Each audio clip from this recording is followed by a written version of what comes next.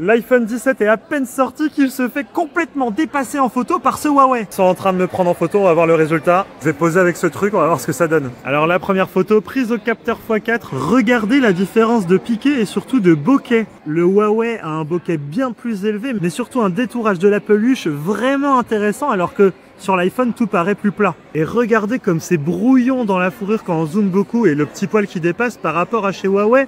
La finesse qu'on peut avoir dans l'image, c'est impressionnant. Autre photo, beaucoup plus zoomée, x10 chez Huawei, x8 chez Apple. Regardez la différence. Bon, bah, il n'y a pas photo. On a l'impression que la photo de Huawei a été prise par un vrai appareil photo, alors que chez Apple, bah, ça fait un peu pitié, quoi. Et pour moi, la grosse victoire de Huawei, c'est d'être capable de faire une mise au point extrêmement proche du sujet, tout en ayant une qualité de bokeh, regardez à l'arrière-plan, derrière la main, qui est franchement quasiment professionnelle. Côté Apple, on est capable de faire une photo similaire, mais je sais pas ce que vous en pensez. À l'arrière-plan, le bokeh est bien moins intéressant, mais surtout Apple triche, ils indiquent 1x8, alors qu'en réalité, le capteur est 1x4. Donc croyez pas Apple quand ils vous disent qu'ils ont un capteur optique x8, c'est du crop.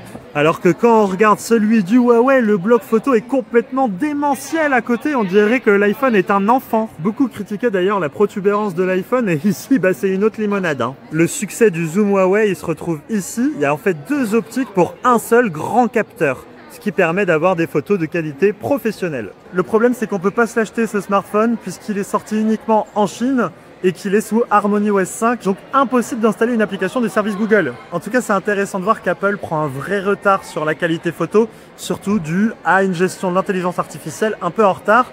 Chez Huawei, ils sont vachement en avance et ça se voit.